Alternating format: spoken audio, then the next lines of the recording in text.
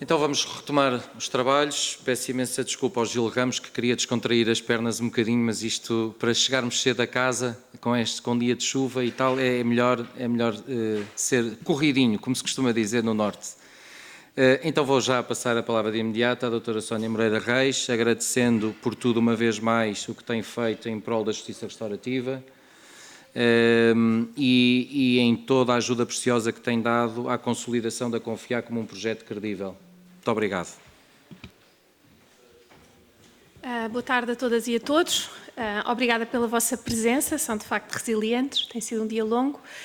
Gostaria de começar por felicitar a Comissão Organizadora desta conferência, em particular a Confiar, na pessoa do Presidente da Direção, Dr. Luís Galhardini Graça, que tenho o gosto de conhecer há já alguns anos, já posso dizer assim, não é? De trabalhar muito proximamente.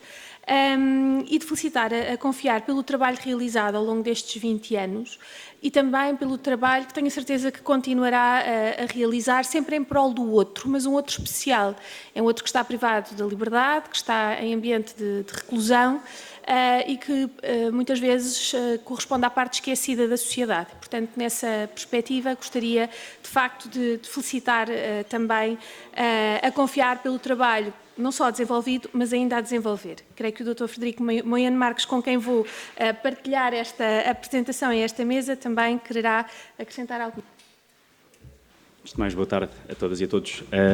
Obviamente, começar também por saudar a Confiar na pessoa do Sr. Presidente da Direção, Dr. Luís Galhardini Graça, e saudar por estes 20 anos de trabalho tão relevante e em prol de uma população que sabemos todos tão desfavorecida, tão desprotegida e tão esquecida também. Portanto, saudar a Confiar por este trabalho.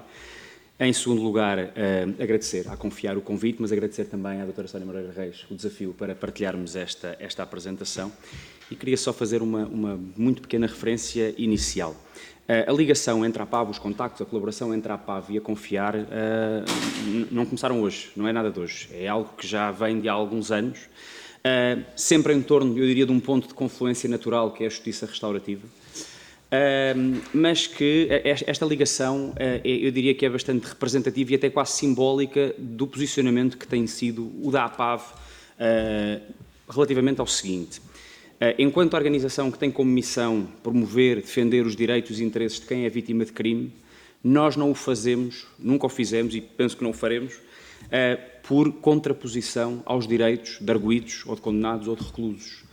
Não vemos estes direitos, não vemos os direitos e interesses de uns e de outros como conflituantes, muito menos como inconciliáveis. E, portanto, se derem ao trabalho de analisar aquilo que tem sido ao longo dos anos, quer pareceres, quer posições públicas da APAV, não encontrarão, por exemplo, um exemplo muito simples, a APAV a pugnar por penas mais graves, pelo aumento das penas. Pelo contrário, aquilo que tentamos defender, obviamente não é a nossa área principal, não é o nosso foco principal, mas em vários contextos já o defendemos, a necessidade de afetar mais recursos, mais meios para trabalhar precisamente ao nível da reabilitação, da reinserção e, portanto, queria deixar esta palavra relativamente àquilo que é a visão da APAV e desmistificar um bocadinho a ideia de que quem trabalha com vítimas e quem trabalha com arguidos, com condenados, com reclusos, está em lados opostos da barricada, nada mais falso.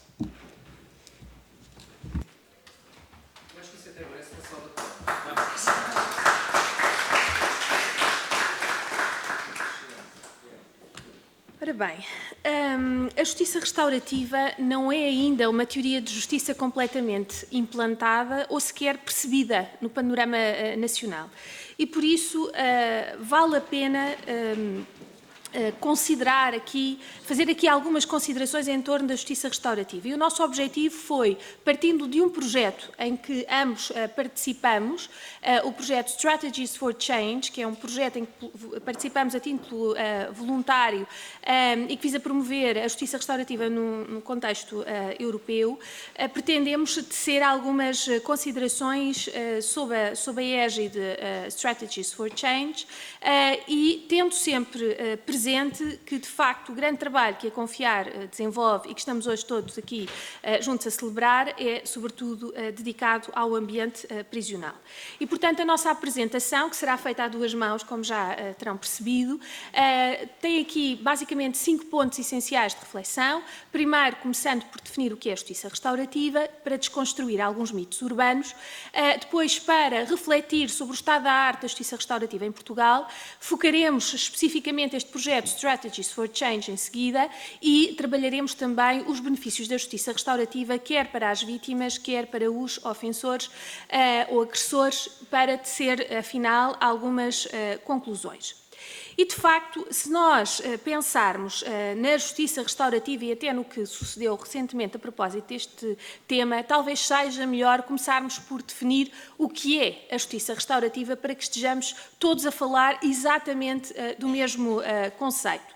E quando se fala em definição de justiça restaurativa, talvez a noção mais consensualizada no plano internacional seja aquela que nos é dada por uma resolução das Nações Unidas, do Conselho Económico e Social das Nações Unidas, é a resolução 2001-12 do Conselho Económico e Social das Nações Unidas, em que se define a justiça restaurativa como um processo através do qual a vítima, o ofensor e, quando apropriado, outros indivíduos ou membros da comunidade, portanto, representantes da própria comunidade, que sejam afetados pela prática de um crime, participam e decidem conjuntamente como lidar com os seus efeitos, auxiliados por um terceiro imparcial, sendo que esse terceiro imparcial variará conforme a prática restaurativa que esteja em causa. Se for a mediação, será um mediador; se forem conferências, por exemplo, ou conferências de grupo familiar, será normalmente um facilitador. Mas o que importa aqui considerar a partir desta noção é que a justiça restaurativa é uma teoria de justiça que se pode dizer holística, no sentido em que convoca a participação daqueles que são, a participação, note-se, voluntária, daqueles que são quem melhor conhece os contornos do conflito que são gerados pela prática do crime. Concretamente, a vítima ou ofensor e, por vezes também, em função do tipo de ilícito e dos contornos do ilícito em causa, representantes da comunidade. E o que é que acontece durante estes processos restaurativos? O que é que acontece dentro das sessões? Há sempre uma grande curiosidade de saber o que acontece para lá da porta que se fecha. Creio que há aqui mediadores na sala, não sei se especificamente sobre mediação, bem, sim, mediação penal, sim, mas, portanto, há sempre essa grande curiosidade. Ora, trata-se de um processo em que em que se espera a participação ativa destes atores, assentes no diálogo, que pode ser normalmente, ou é muitas vezes provocado pelo mediador ou pelo facilitador que está a dirigir os trabalhos, portanto, através de perguntas que são colocadas à vítima e ao ofensor também, mas também por perguntas que a própria vítima pode dirigir na primeira pessoa ao ofensor. E com isto, o que é que se permite? Bom, do lado da vítima, aquilo que na literatura anglo-saxónica é normalmente designada por o empowerment da vítima. Traduzido para português do Brasil, daria qualquer coisa como empoderamento, e nós poderíamos dizer que se trata de uma devolução de poder à vítima de que o crime, na verdade, a esbulhou. E, portanto, este processo restaurativo permite, a participação no processo restaurativo permite à vítima reapoderar-se do poder que perdeu com a prática do crime. E do lado do ofensor? Bom, do lado do ofensor, todo este processo vai promover uma assunção de responsabilidade. Portanto, a responsabilização do ofensor é aqui um momento muito importante também.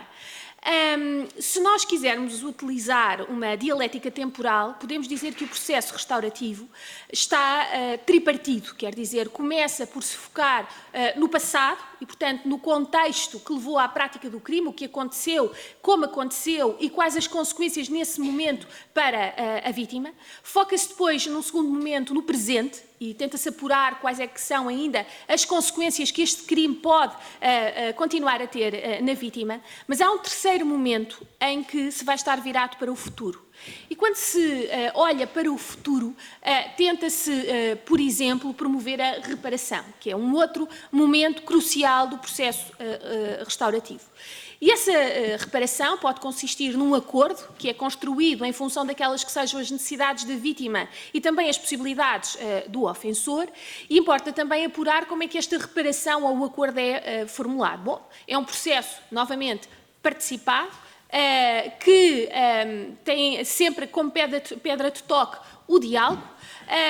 O trabalho em prol desta reparação devolve o poder à vítima e gera autorresponsabilização por parte do ofensor num movimento contínuo e circular. Importa também esclarecer que à justiça restaurativa não cabe de todo o epípeto de justiça doce ou justiça prêt-à-porter, costurada à medida dos ofensores, a quem tudo se perdoa e a favor de quem se buscam quaisquer soluções que os possam subtrair ao cumprimento de pena. Na verdade, a justiça restaurativa não parte, nem nunca partiu, de nenhum ímpeto de desproteção de bens jurídicos ou sequer de um divórcio com as finalidades de prevenção geral e especial no plano das consequências jurídicas do crime. Diferentemente, na gênese da justiça restaurativa está, na verdade, a vítima. Foi a vítima que motivou a emergência desta teoria de justiça. Está uma tentativa de recentrar as lentes do sistema de justiça que estiveram focadas durante muito tempo, sobretudo no ofensor e na recolha de prova que permitisse responder ao binómio absolver ou condenar, e a essa luz a vítima seria essencialmente um meio de recolha de prova, como aliás já aqui foi dito hoje, muitas vezes sujeita a processos de vitimização secundária, em que depois de ser vítima do crime era também vítima do próprio processo, em que a reafirmação da validade da norma violada por referência ao bem jurídico de que era titular se julgava. Ora, na tentativa de recentrar o sistema de justiça, emergiu a partir de meados, a partir de estudos publicados por este autor que aqui vem, Albert Eglash, a partir de 1958, 1959 e depois novamente na década de 70 do século XX, emergiu a ideia de que seria possível perspectivar três tipologias de justiça criminal. A primeira, a chamada justiça retributiva, centrada na punição ou na expiação do crime, do mal do crime através do mal da pena. Depois, a chamada justiça distributiva, ou também percebida como ressocializadora, que reclama a reeducação dos delinquentes. E depois a justiça restaurativa, baseada na reparação do dano que seria ocasionado pela prática do crime. Estas tipologias encerrariam, na verdade, modelos de justiça diferenciados, pois enquanto os dois primeiros, entenda-se a justiça retributiva e a justiça distributiva ou ressocializadora, estariam focados nas ações dos ofensores, não demandando por isso necessariamente intervenção da vítima e nem sequer se exigia do ofensor mais do que uma participação meramente passiva, já a justiça restaurativa, porque está focada nas consequências advindas da conduta dos ofensores, imporia uma intervenção direta e ativa tanto da vítima como do ofensor, tanto no processo de reparação como no processo de ressocialização. O que se vem expondo demonstra que a justiça restaurativa está primacialmente, eu diria até umbilicalmente, ligada à vítima, à satisfação das necessidades da vítima que são geradas pela prática do crime. E para isso desenvolveram-se processos restaurativos, chamadas práticas restaurativas, de que a mediação é exemplo, inspiradas em práticas ancestrais de base religiosa e cultural, em que a vítima tem a oportunidade de dialogar com o ofensor. Portanto, nem o principal escopo da justiça restaurativa é perdoar o ofensor, nem a participação em práticas restaurativas pode ser perspectivada como obrigatória. E, no entanto, quando olhamos à volta...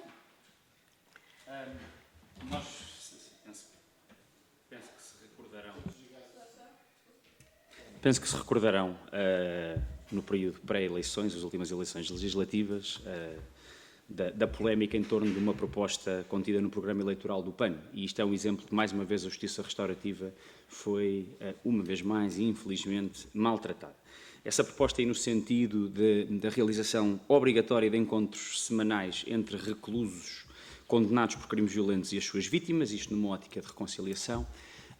Bem, desde logo o caráter obrigatório é sintoma de uma proposta menos feliz, na medida em que, como a doutora Sónia Moreira Reis acabou de explicar, precisamente um dos pilares fundamentais da justiça restaurativa é a voluntariedade e, portanto, não faz qualquer sentido preconizar a obrigatoriedade deste tipo de encontros, e aí esteve bem o PAN ao retirar de imediato o caráter obrigatório da sua proposta original.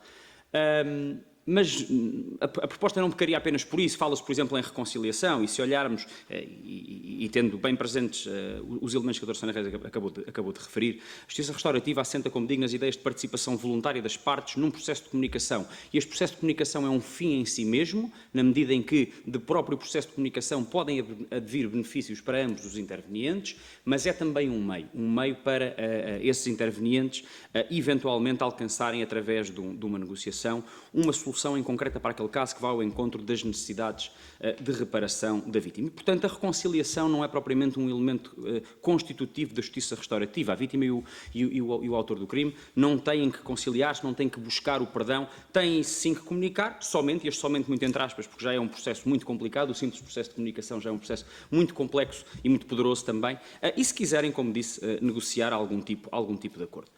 Por outro lado, e também só aqui uma última nota relativamente a esta proposta, num país em que, como percebemos, e penso que também todos ouvimos esta manhã, o que ouvimos das várias apresentações, num país em que a cultura de justiça restaurativa é ainda praticamente inexistente, em que os próprios operadores judiciários desconhecem, na sua maioria, as vantagens que daí podem advir, em que os mediadores têm neste momento ainda muito pouco ou quase nenhuma, ou até mesmo nenhuma experiência. Começar a casa pelo telhado, isto é, começar a falar disto a propósito de crimes violentos, é algo que dificilmente a comunidade no seu todo iria entender. Mas mais do que fazer aqui uma avaliação da proposta do PAN, acho interessante chamar aqui a atenção para as convulsões que esta proposta provocou.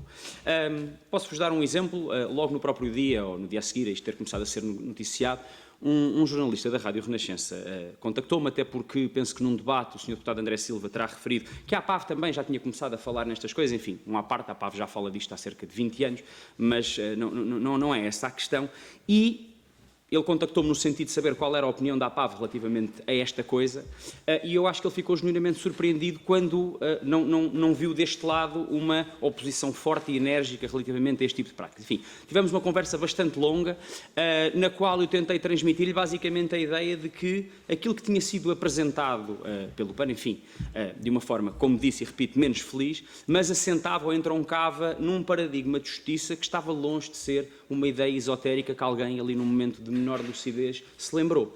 Estamos a falar de algo que já está profundamente enraizado nos sistemas de justiça de muitos países, muitos deles até próximos de nós, da União Europeia, e próximos geograficamente de nós. Muitos destes processos restaurativos que são desenvolvidos em muitos desses países assentam também em sólidos conhecimentos científicos e, portanto, aquilo que lhe tentei transmitir é que, de facto, embora em Portugal isto ainda seja quase um mundo desconhecido, noutras latitudes, de facto, se recorre a este tipo de processo e se recorre, sim, também relativamente a crimes violentos, sim, também relativamente, designadamente, à criminalidade sexual, relativamente à violência doméstica, etc. De facto, há mecanismos de justiça restaurativa que abrangem todas estas realidades criminais, mesmo, como digo, as mais graves. Falarei um pouco mais à frente acerca dos motivos que levam muitas vítimas a querer participar em processos de justiça restaurativa, acerca dos benefícios que podem daí colher, mas para já eu salientaria esta ideia que aparece aqui neste slide, que uma das primeiras necessidades, sobretudo num país como o nosso, em que a justiça restaurativa é quase desconhecida, uma das primeiras necessidades é uma boa estratégia de comunicação.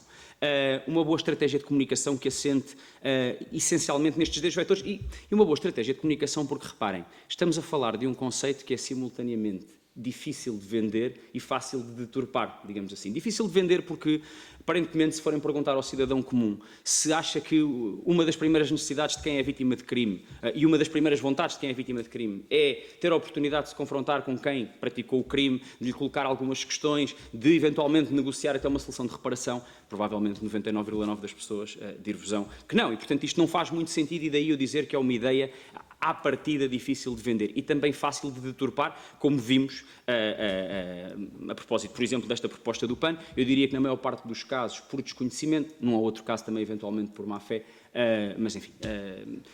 Agora, voltando aqui ao slide, vender esta ideia de justiça restaurativa, este conceito, implica uma mistura perfeita entre dados científicos sólidos, ou seja, não dizermos coisas só porque empiricamente temos uma sensação que aquilo até pode funcionar.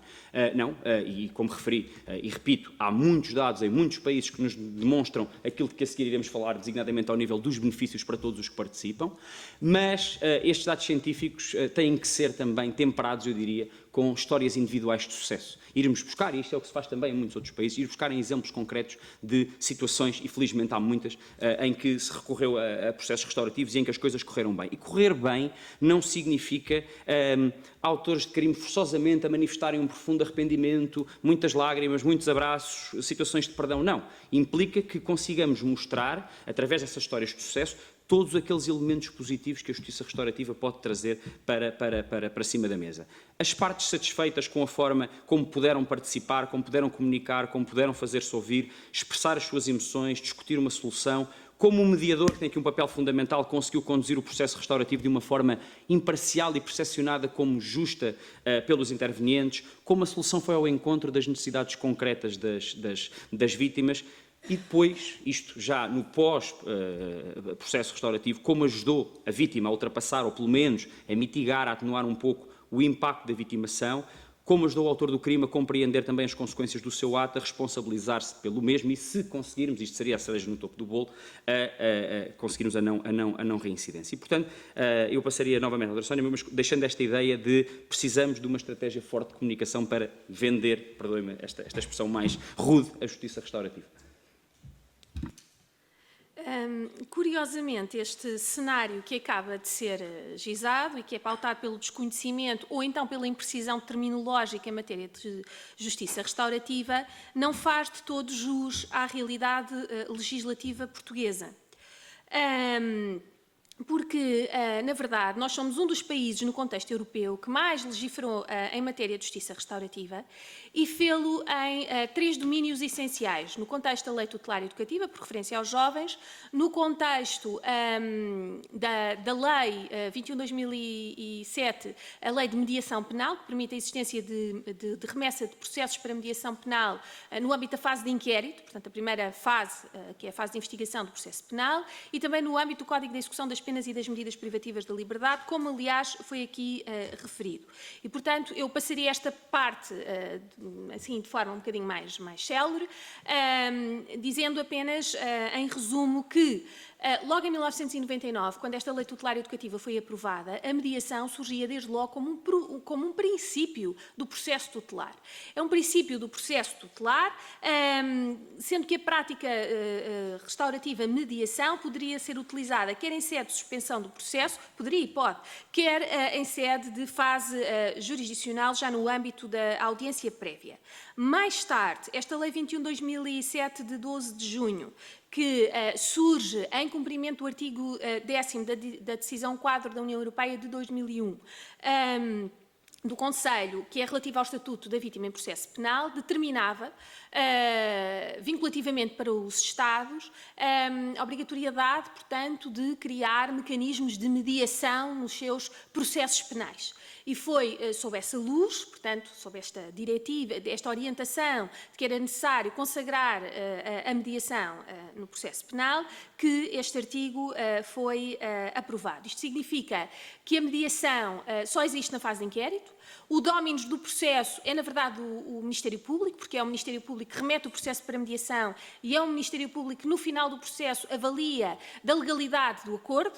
É um processo de mediação que está reservado essencialmente para a pequena criminalidade, porque são crimes, abarca crimes de natureza particular ou então crimes de natureza semipública, que sejam aí crimes contra as pessoas ou contra o património, exceto crimes contra a liberdade e contra a autodeterminação sexual. Mas, portanto, isto significa que significa que essencialmente estamos a falar da pequena criminalidade, sobretudo se tivermos presente que só podem ser considerados crimes com penas de prisão até 5 anos e num declarado desejo de não frustrar a celeridade processual, a remessa de processos para mediação penal não pode ter lugar sempre que possam ser aplicadas as formas de processo sumário ou sumaríssimo. Bom, isto, da minha perspectiva, suscita aqui 2 observações. A primeira é que a magistratura judicial não tem qualquer tipo de intervenção à luz da lei no funcionamento do sistema de mediação penal. E isto, da minha perspectiva, pode suscitar aqui alguns problemas, designadamente porque, embora do acordo não possa resultar a privação da liberdade, embora do acordo não possam resultar deveres que ofendam a dignidade do arguido ou cuja execução perdure por mais de 6 meses, a verdade é que do acordo há de resultar algum tipo de restrição de direitos, liberdades e garantias. Ora, nós temos, quer na doutrina, quer na jurisprudência fixada do Tribunal Constitucional, uma orientação clara nesta matéria, nomeadamente, por referência, não vos vou amassar com grandes detalhes, mas há um acórdão, que é o Acórdão 787 do Tribunal Constitucional, que determina, a propósito da suspensão provisória do processo, que é necessária sempre a intervenção judicial aí do juiz de instrução criminal. Portanto, eu não vejo porque é que aqui não estamos num lugar paralelo onde o mesmo registro deveria ser seguido. A segunda observação é esta, e está em articulação com o que eu acabo de dizer, é que do ponto de vista adjetivo, a remessa de processos para mediação penal tem sido perspectivada pela doutrina portuguesa como uma forma criativa de diversão processual, isto é, em vez de, quando estão reunidos os indícios da prática do crime e de quem foi o seu agente, em vez de o Ministério Público acusar e submeter o arguido a julgamento, temos aqui vários mecanismos que o Código de Processo Penal prevê, em que, na verdade, um deles é, por exemplo, a suspensão provisória do processo, outro será a remessa do processo para mediação penal, em que, na verdade, vamos divertir, não no sentido fantasioso do termo, mas vamos divertir no sentido de desviar o processo do julgamento, dando aqui a possibilidade de terminar o processo de uma outra forma. Ora, o problema é que esta... e também tem aqui outra particularidade, é que mesmo que não haja acordo no final do funcionamento do sistema de mediação penal, sempre será possível lançar mão de outras formas de diversão processual, nomeadamente a suspensão provisória do processo, que está no artigo 281 do Código de Processo Penal. Agora, a questão é que, como esta remessa de processos para mediação penal só pode ocorrer na fase de inquérito, nós estamos aqui em rota de colisão com as importantes orientações internacionais que existem sobre esta matéria, nomeadamente com uma resolução do Conselho, uma recomendação do Conselho da Europa, do Conselho de Ministros, de 3 de outubro de 2018, em que se prevê e defende que, do ponto de vista processual, a justiça restaurativa e as suas práticas devem poder ter lugar em qualquer fase processual. Ora, não é isso que nós temos. Nós só temos na fase de inquérito, não já na fase de instrução, nem tampouco na fase de julgamento. Relativamente ao Código de Execução das Penas e das Medidas Privativas da Liberdade, prevê, de facto, a possibilidade de serem desenvolvidos programas restaurativos em ambiente prisional e prevê-se também a possibilidade de os conflitos nascidos no seio prisional serem mediados e até há reconhecida a faculdade de o diretor dos estabelecimentos prisionais poderem recorrer à mediação quanto a reclamações, petições ou queixas ou exposições que lhes sejam dirigidas por reclusos. Sucede que este plano formal, muito animador, porque é abrangente, de facto, é muito abrangente quanto às possibilidades de aplicação da justiça restaurativa, tem, do ponto de vista quantitativo, um balanço que, permitam-me adjetivar, é absolutamente frustrante. Se nós olharmos para os dados estatísticos sobre o funcionamento do sistema de mediação penal, percebemos que, depois de um ímpeto inicial, o sistema de mediação penal para adultos exclusivamente, portanto, começa a funcionar em 2008, como já foi de manhã explicado pelo professor Rui Carlos Pereira, começa a funcionar em 2008, tem um movimento ascendente de processos remetidos para mediação penal até 2010 e, a partir daí, é a queda, até cairmos no abismo estatístico da pura e simples ausência de números por causa do segredo estatístico. Quer dizer, o número de processos remetidos para mediação penal em 2017 era tão reduzido que, pura e simplesmente, não podem ser divulgados os números concretos para garantir a privacidade e o sigilo, portanto, das partes. Ora, o que é que, dos sujeitos envolvidos, o que é que isto, que leitura é que devemos fazer destes números? Nós sabemos que o sistema de mediação penal, na verdade, nunca saiu da fase piloto. Já passaram mais de 10 anos e continua, à luz da lei, a ser um projeto piloto. E também sabemos, os pontinhos verdes tentam traduzir isso, não sei se será perceptível na imagem, mas o funcionamento do sistema de mediação penal está aqui muito circunscrito, essencialmente ao litoral, e, portanto, não abarca a generalidade do território. E o que é que aconteceu para explicar aqui estes números? Bom, de forma muito resumida, eu diria que houve uma aposta muito séria do Ministério da Justiça no início do funcionamento do sistema de mediação penal e houve vários técnicos superiores do Ministério da Justiça que foram de terra em terra, de comarca em comarca, explicando as virtualidades para falar com os oficiais de justiça e com os magistrados do Ministério Público com poder decisório nesta matéria, explicando as virtualidades do sistema, explicando até como é que funcionava a aplicação informática do sistema de mediação penal, que não comunicava com a aplicação informática que era utilizada e que é utilizada pelos oficiais de justiça e pelos magistrados do Ministério Público.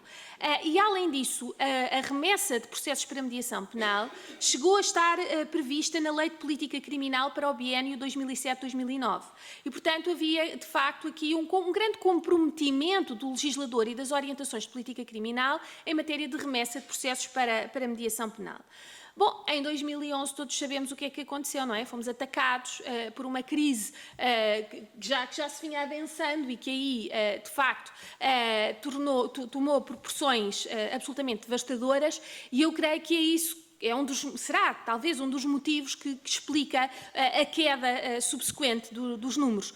Porque, na verdade, o trabalho que foi sendo realizado junto dos magistrados do Ministério Público localmente deixou de ser feito, muito provavelmente por causa da falta de verbas, porque era preciso pagar aos funcionários e todas as deslocações. E se associarmos a isto o movimento dos magistrados, nós percebemos que, de facto, os que lá estavam colocados e tinham recebido formação a foram perdendo, não é? Portanto, quem chegava de novo a estas comarcas foi perdendo esse contacto com o trabalho próximo que estava a ser desenvolvido. Quanto à lei tutelar educativa, sabe-se que quando da entrada em vigor do diploma houve um grande ímpeto de remessa de processos para mediação. Sabe-se que a mediação no contexto tutelar educativo era essencialmente realizada por técnicos do então Instituto de Reinserção Social, mas houve ali um momento de viragem em que se entendeu que esta confusão entre técnico de reinserção social e mediador no contexto juvenil não era saudável. E, portanto, pensou-se e planeou-se e reduziu-se a escrito a criação de um sistema de mediação juvenil. Portanto, também com mediadores certificados, etc., à semelhança do que acontece com o sistema de mediação penal, em que existe uma lista de mediadores penais certificados pelo Ministério da Justiça. Esse trabalho está feito, está pronto, há algures por aí, em algum fecheiro, mas não sei o que é que terá acontecido. Digamos que perdi o rastro, não sei o que lhe terá acontecido. Quanto ao ambiente prisional, já foi aqui desenvolvido pelo Dr. Jorge Monteiro, já foram desenvolvidos aqui alguns pontos essenciais pelo Dr. Jorge Monteiro em comunicação desta manhã e, portanto, eu passaria à frente nesta parte, sem prejuízo de dizer isto. É que os programas que são desenvolvidos pela Direção-Geral de Reinserção e Serviços Prisionais são programas de justiça restaurativa, sim, cumprem os objetivos da justiça restaurativa, sim, mas são, de facto, apenas programas parcialmente restaurativos. E são parcialmente restaurativos porque, até ao momento, não há, digamos assim, um sistema de justiça prisional vocacionado especificamente para a promoção de encontros restaurativos entre os reclusos e as suas vítimas, ou para condenados em liberdade e as vítimas respectivas. Não quer isto dizer que os objetivos da justiça restaurativa não possam ser atingidos desta forma, podem, e eu vou daqui a pouco apresentar dados qualitativos e quantitativos que o demonstram, mas seria desejável, eu diria, que em algum momento, sobretudo para alguém como eu, assim um bocadinho utópica, que aspira ao funcionamento de um sistema prisional ou a um estabelecimento prisional a funcionar de forma restaurativa, que em algum momento os reclusos pudessem participar em processos restaurativos em que as suas vítimas estivessem presentes. Bom, Posto isto, e gizado que está o panorama nacional, eu passaria agora especificamente para o projeto Strategies for Change.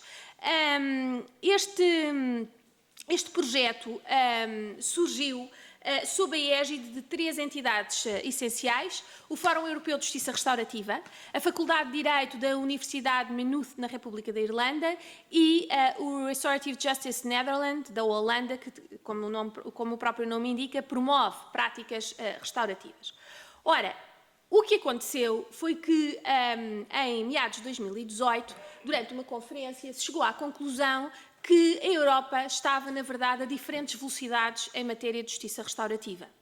E pensou-se na criação de um grupo de trabalho que tentasse selecionar pelo menos 10 países com velocidades diferentes de justiça restaurativa e que tentasse, a partir daí, trocar sinergias entre os países, tentando alinhar um pouco a velocidade do funcionamento da justiça restaurativa.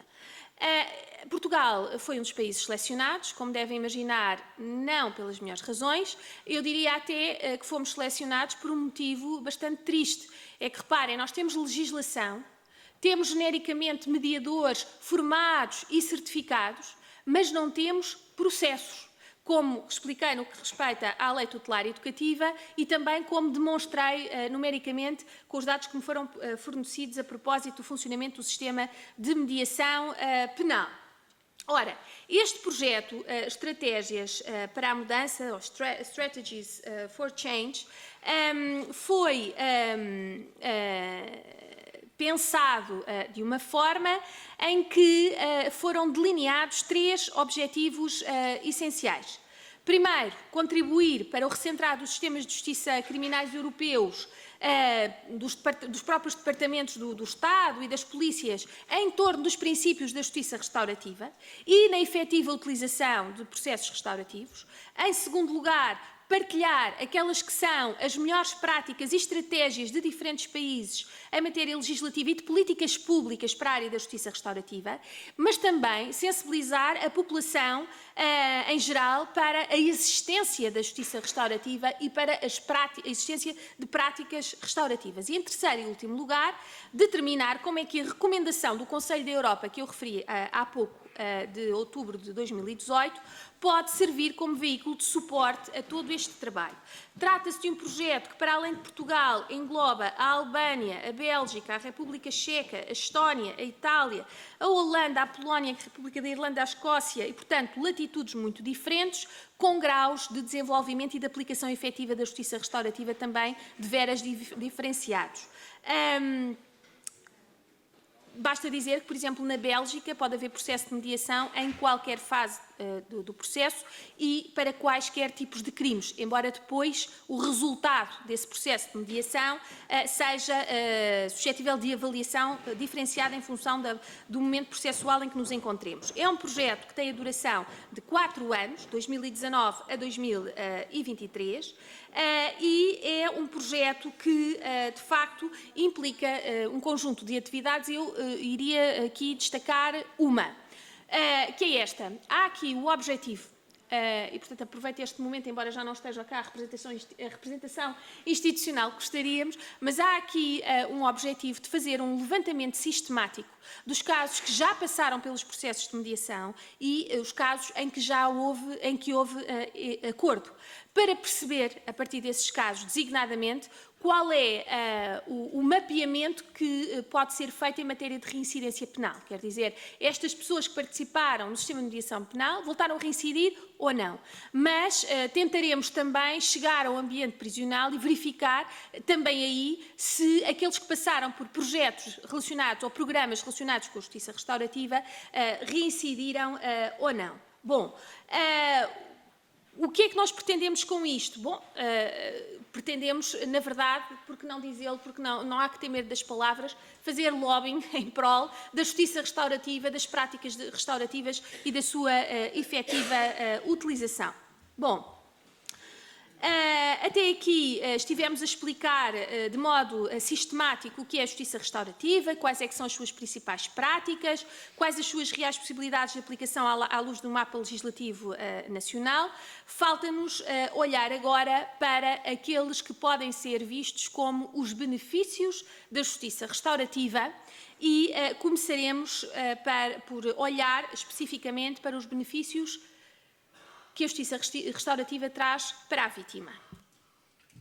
Tentarei muito telegraficamente, muito sucintamente, responder a 3 questões que me parecem essenciais quando pensamos no envolvimento de vítimas em processos de natureza restaurativa. Desde logo, o que é que as leva a participar? Qual é a motivação que está por trás da sua adesão a este tipo de processos? Depois, que benefícios é que têm sido sentidos pelas vítimas que têm participado neste tipo de mecanismos, mas também, porque também não podemos descurar esse lado, até porque há indicadores que nos mostram a existência de potenciais riscos que podem advir da participação de vítimas em mecanismos de justiça restaurativa.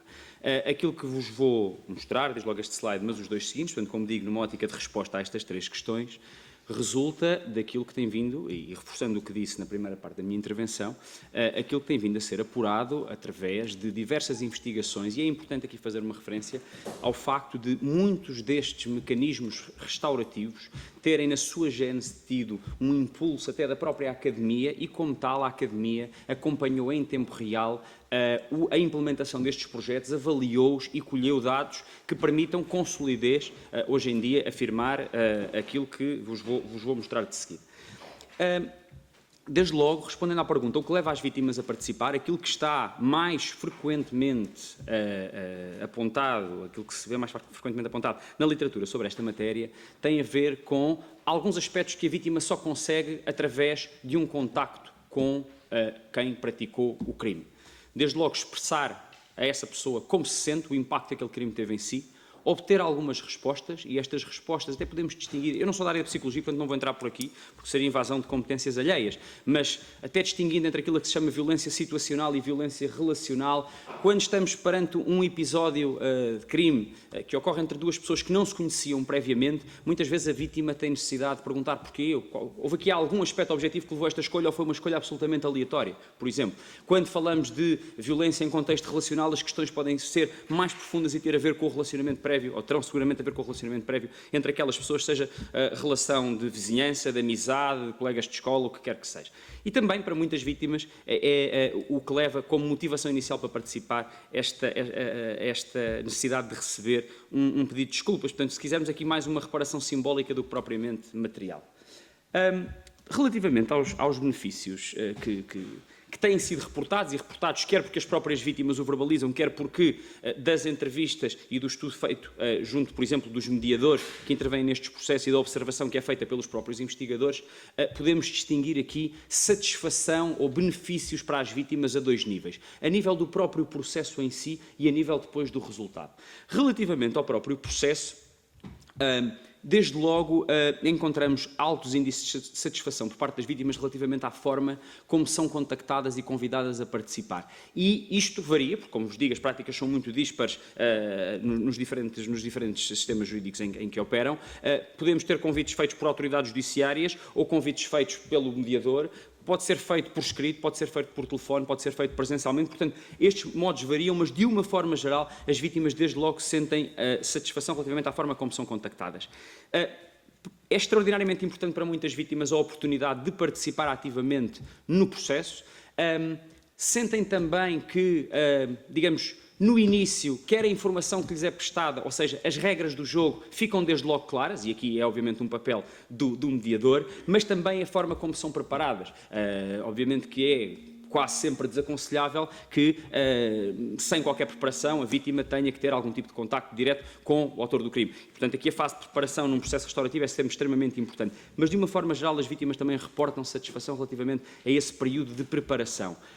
Como digo, isto vai ao encontro do que disse quanto ao que leva as vítimas a acederem a participar, a oportunidade de contactar com o autor do crime, de lhes fazer algumas perguntas, de o confrontar diretamente com o mal que lhe causou. E, portanto, até fazendo aqui um bocadinho um paralelismo com o processo penal, a vítima aqui, e reportando também ao que o Sr. Paulo Guerra referiu na intervenção anterior, a importância de trazer para aqui um pouco as emoções, não apenas os factos, que é aquilo que a vítima, que é esperado da vítima no processo penal. Estamos centrados nos factos e aqui há também espaço para estas emoções, no fundo, para expressar o impacto que o crime teve.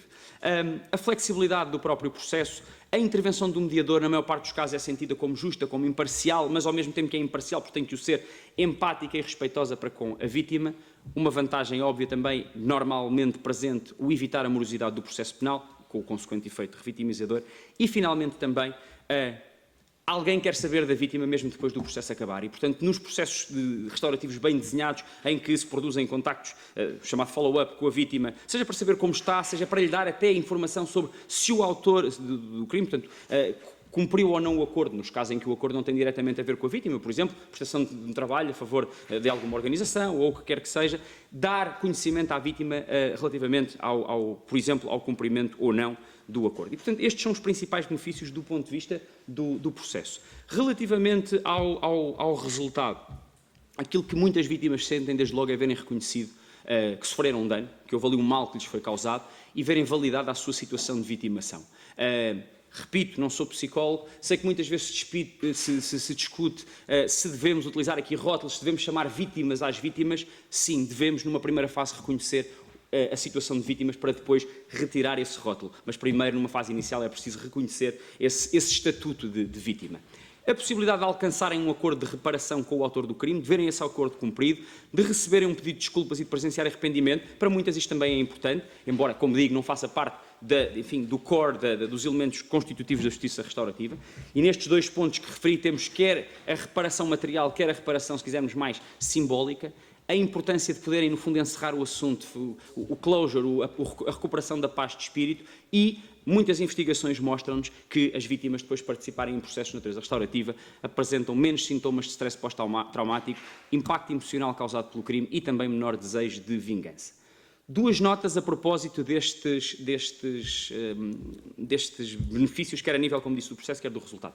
Os resultados, sendo no geral muito satisfatórios, são mais avassaladores ainda relativamente ao processo, ou seja, a satisfação da vítima é ainda maior relativamente ao processo do que relativamente aos resultados propriamente ditos.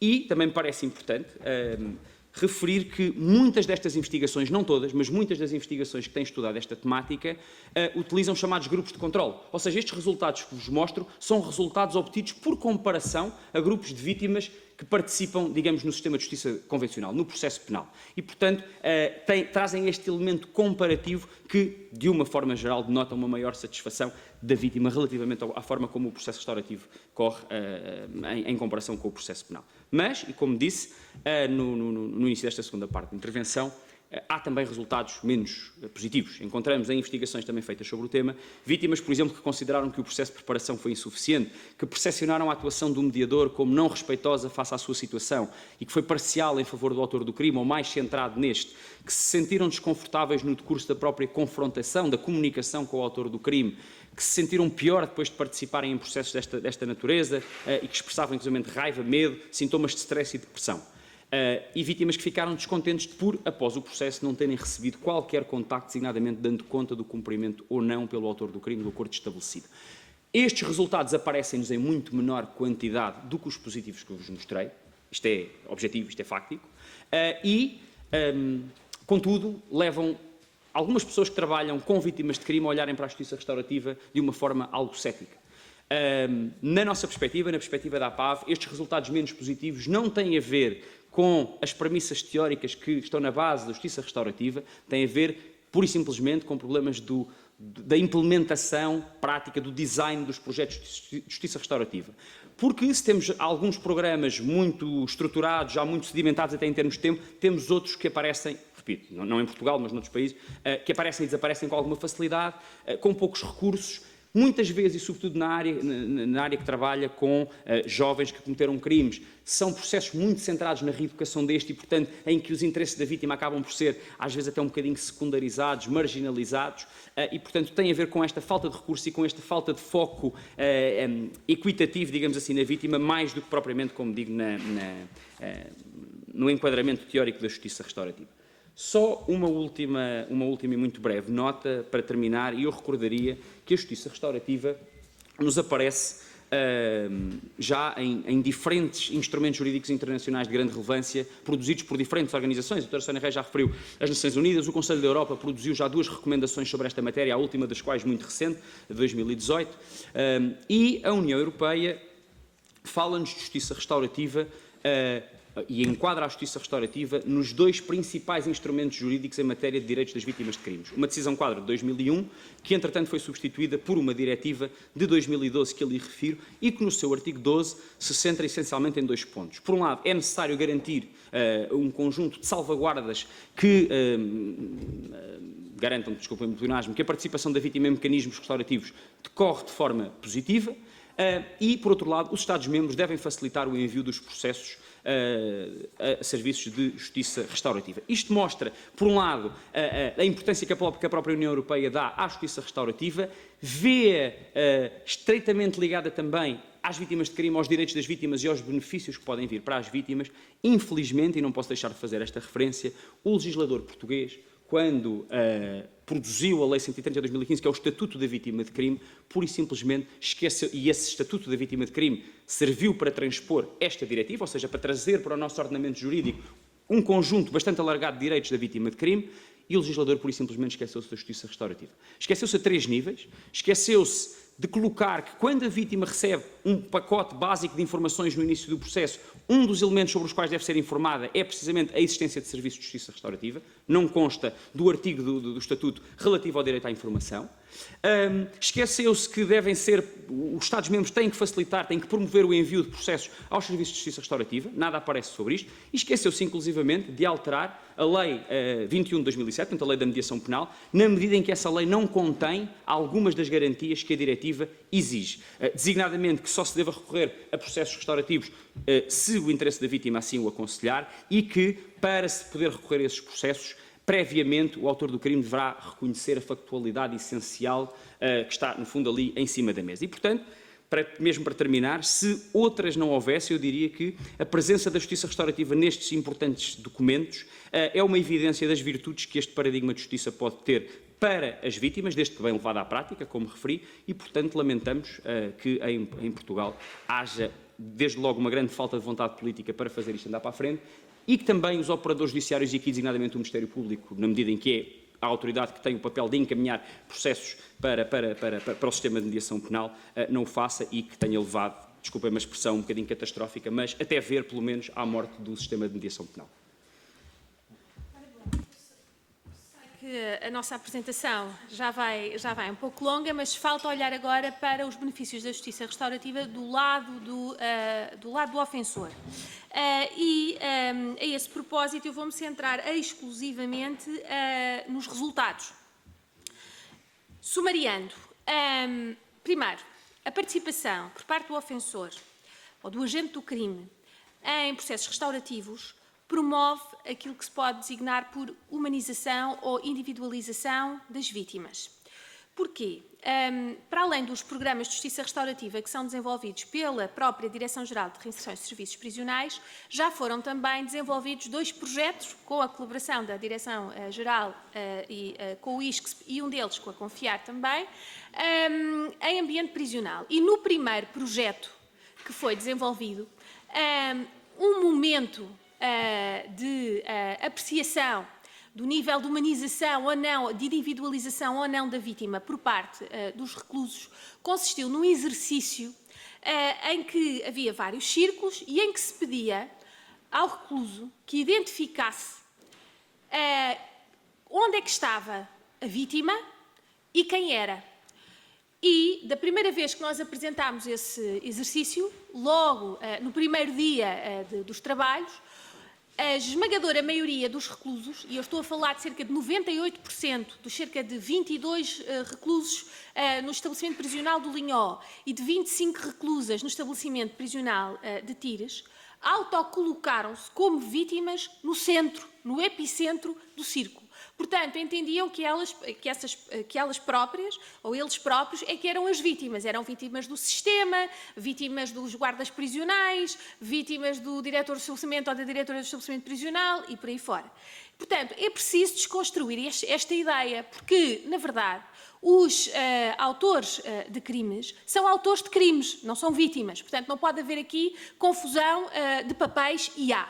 E depois há aqui uma outra questão também interessante em função do tipo de crimes praticados por estes agentes. Por exemplo, basta a literatura que demonstra, e eu tive a oportunidade de constatar isso na primeira pessoa num dos estabelecimentos prisionais neste projeto, com particular intensidade, foi no estabelecimento prisional do Linhó, em que os autores de crimes contra o património têm-se assim como uma espécie de Robin Hood, quer dizer, vão subtrair aos mais ricos que rapidamente, dadas as grandes possibilidades económicas que têm, rapidamente conseguem substituir comprando os bens patrimoniais de que foram esbulhados. Ora, quando são confrontados com as reais consequências para a vítima, no passado, no presente e muitas vezes para o futuro, a vítima deixou de sair à noite, a vítima tem medo de andar sozinha, a vítima fecha-se em casa, portas e janelas a partir e portadas e aciona os alarmes a partir das 5 da tarde, etc. De facto, há aqui uma perspectiva substancialmente diferente do que é a vítima e, sobretudo, de quem é a vítima. Já agora, nesse projeto, no final das sessões de trabalho, num projeto de Victim Awareness Program com os reclusos, voltámos a fazer o mesmo exercício. E voltámos a perguntar-lhes quem era a vítima do crime que tinham praticado e onde é que ela estava no círculo. E aí, do ponto de vista quantitativo, deu-se uma inversão. Quer dizer, cerca de 98% dos reclusos conseguiram identificar que no epicentro do círculo estava a pessoa contra quem praticaram o crime e autocolocaram-se fora do círculo. Portanto, esta humanização é potenciada por processos restaurativos ou, pelo menos, por programas parcialmente restaurativos, como é o caso precisamente deste que a Direção-Geral de Reinserção e Serviços Prisionais promove. Depois, a participação em processos restaurativos permite, do lado dos reclusos, e eu estou a falar em reclusos genericamente, mas também podemos ter processos restaurativos fora do ambiente prisional, é preciso ter isso claro, permite a consciencialização das consequências dos seus atos. Portanto, um processo de assunção, um processo de consciencialização e de assunção de responsabilidade. Mas também gera a oportunidade de pedir desculpa às vítimas. É que às vezes, mesmo não participando em processos restaurativos, a verdade é que um recluso que seja inativo, isto é, nem estuda, nem trabalha, tem muito tempo para refletir, mal ou bem, tem muito tempo para refletir. E pode ele próprio fazer este processo de reflexão e pode ele próprio pretender, num processo de auto-infligida transformação interior, pode decidir pedir desculpa à vítima. Ora, pedir desculpa à vítima sozinho, sem qualquer tipo de enquadramento, pode até ser perigoso, não é? Porque a vítima, ao visualizar o seu agressor, pode reagir e o resultado pode, efetivamente, não ser o melhor. Ora, a participação em processos restaurativos permite, de uma forma até profissionalizada, mas sobretudo num ambiente seguro, garantir que esse pedido de desculpas é verbalizado ou reduzido a escrito, por exemplo. A participação em processos restaurativos também gera aquilo que na criminologia vem sendo identificado como processos de transformação interior. Há, de facto, uma modificação na atitude interior perante os dilemas emocionais que podem surgir quanto à decisão de optar pelo torto ou optar pelo direito.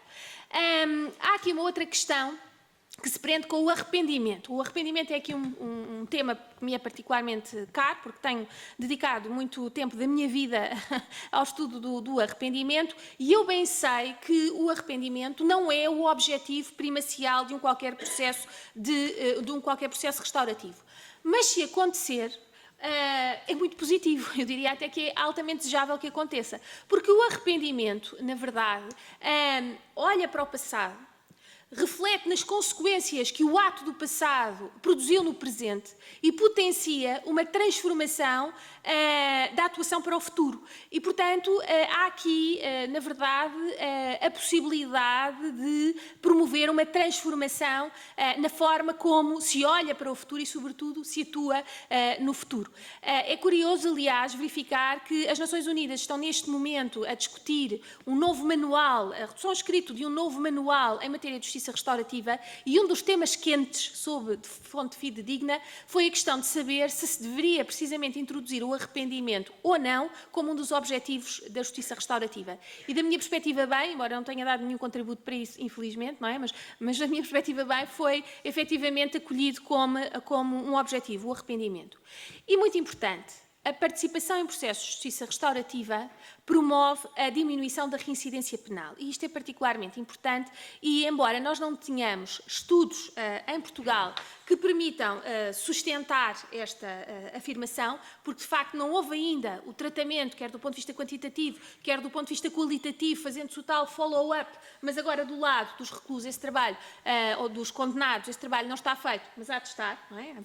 Vemos de conseguir chegar lá no âmbito destas estratégias para a mudança de que vos falei, mas há estudos internacionais sérios, com uma duração interessante, portanto, uma duração de 5 anos ou mais, há até projetos com 20 anos de duração em que se vai efetivamente acompanhando o pós-participação em processo restaurativo dos reclusos, mas eu selecionei aqui 2 projetos em particular, ambos publicados, portanto, ambos acessíveis. O primeiro que estuda a diminuição, o impacto, a diminuição da reincidência no contexto dos adultos depois de participarem por processos de justiça restaurativa e que foi promovido em Inglaterra através de uma iniciativa da Universidade de Cambridge, um projeto coordenado designadamente pela professora Joana Chaplin, que é uma referência em matéria de justiça restaurativa.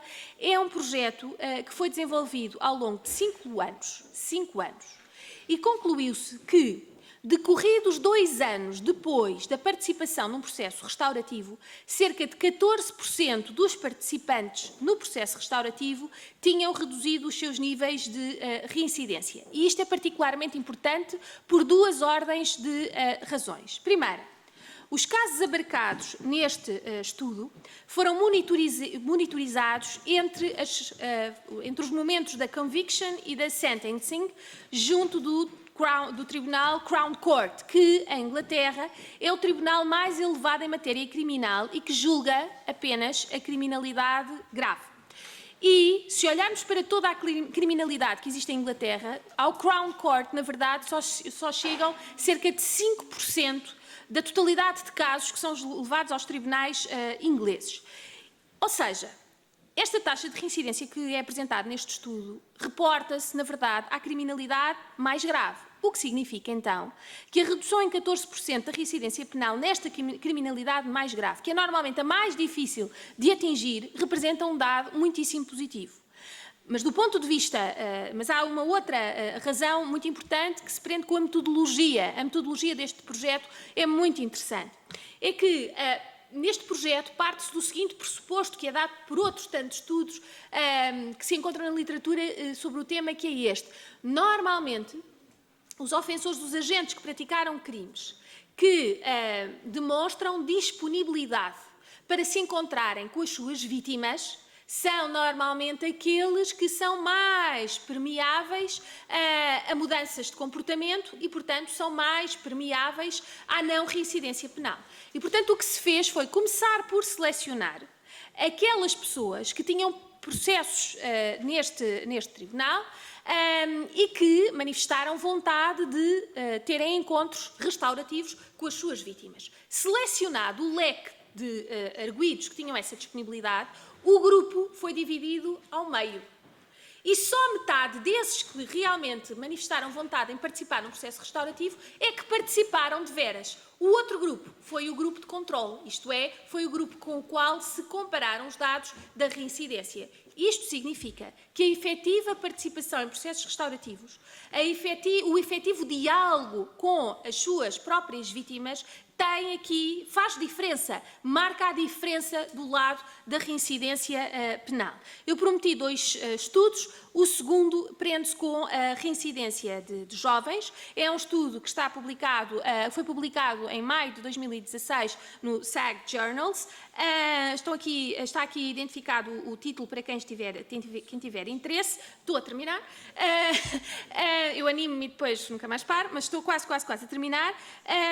É que que, do lado dos jovens, também há dados estatísticos que demonstram, também em termos comparativos, que a participação em processos restaurativos tem um impacto positivo também nos níveis de reincidência. E com esta particularidade interessante, é que não é necessário que o processo restaurativo eleito seja totalmente restaurativo, no sentido de implicar o contacto direto com vítimas.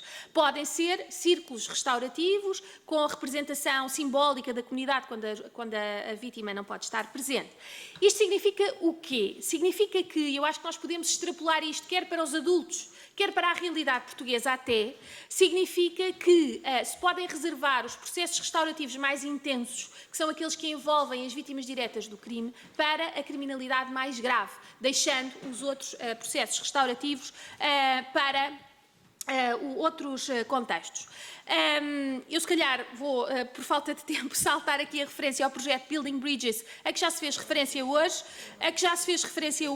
mas a que me venho reportando já há algum tempo, mas já foi feita referência hoje, foi o primeiro projeto em que, efetivamente, houve um encontro restaurativo entre vítimas de crimes similares e reclusos no estabelecimento prisional do Linhó. E, contrariamente ao mito urbano de que não pode haver processos restaurativos quanto a crimes graves, deixem-me que vos diga que neste projeto, como no anterior, tivemos a pequena criminalidade, mas também a criminalidade grave. No projeto anterior tivemos, por exemplo, autores de crimes de homicídio, quer na forma consumada, quer na forma tentada. Neste em particular, em que houve um encontro com vítimas, tivemos crimes de furto, de roubo e de violência doméstica. Pasme-se. E, no entanto, mesmo não sendo as vítimas diretas, devo-vos dizer que eu era até bastante cética quando lia nos livros, parecia-me tudo demasiado cor-de-rosa, como provavelmente alguns de vós poderão estar a pensar, mas de facto tive a possibilidade de testemunhar na primeira pessoa a assunção de responsabilidade do lado dos reclusos de um crime que nem sequer era o seu, mas houve ali, de facto, uma identificação com a vítima, com a dor da vítima e com as consequências do crime na vítima. Um crime semelhante ao seu. Tudo considerado, eu diria, e pegando na imagem que nos acompanhou ao longo desta exposição, que é a Hidra de Lerna, não é? Que é com um corpo de dragão e várias cabeças com capacidade para se autorregenerar quando as cabeças fossem cortadas, eu diria que a justiça restaurativa não é um monstro. Não é um bicho-papão que vai fazer implodir o sistema de justiça restaurativa. Eu diria que a generalidade das críticas que são dirigidas à justiça restaurativa são, na verdade, um problema mal colocado. É que, normalmente, quando se fala em justiça restaurativa, e sobretudo em Portugal, quando se fala em mediação, fala-se em mediação nos quadros do sistema de mediação penal a que me referi e, portanto, como uma forma alternativa de realização de justiça. Por isso se percebe que esteja reservada para a pequena criminalidade, porque não podemos desproteger os bens jurídicos nem privatizar a justiça. Mas se nós pensarmos na justiça restaurativa como uma forma complementar de realização de justiça, em que o resultado do acordo pode ser ponderado pelo juiz, designadamente para efeitos de determinação da medida concreta da pena, como aliás se faz na Alemanha, eu acho que com isto se esfuma a ideia de que estamos perante um monstro com várias cabeças. Muito obrigada.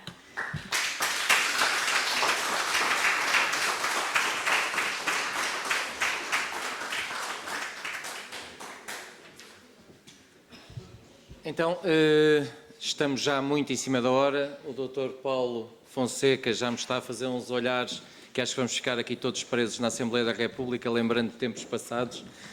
Mas uma última pergunta, mas numa questão que tenham a colocar. Em primeiro lugar, parabéns pela brilhante exposição, superou todas as minhas expectativas. Alguma questão a colocar?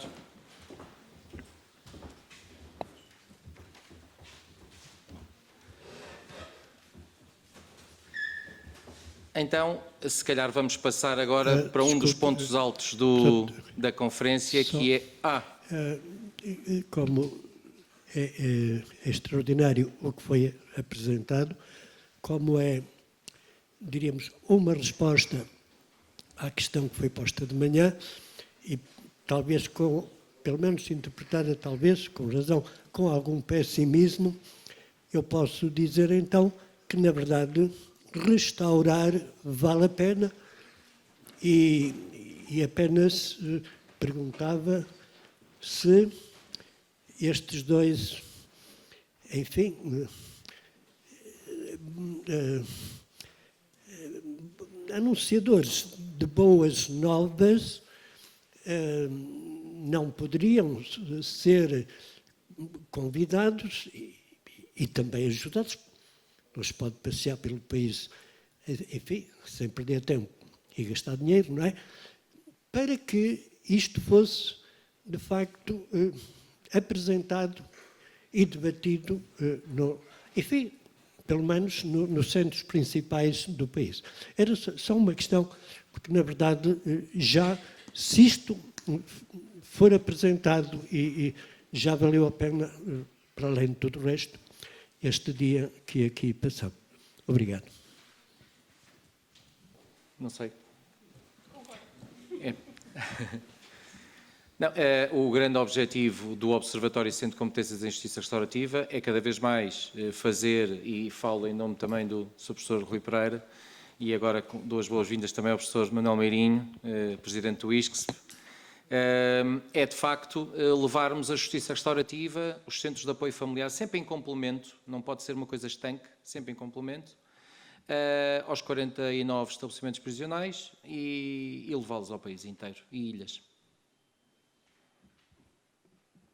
Sendo assim, agora passávamos então. Muito obrigado, Dr. Sónia Reis, Dr. Frederico Mendes Marques. Muito obrigado. Muito obrigado.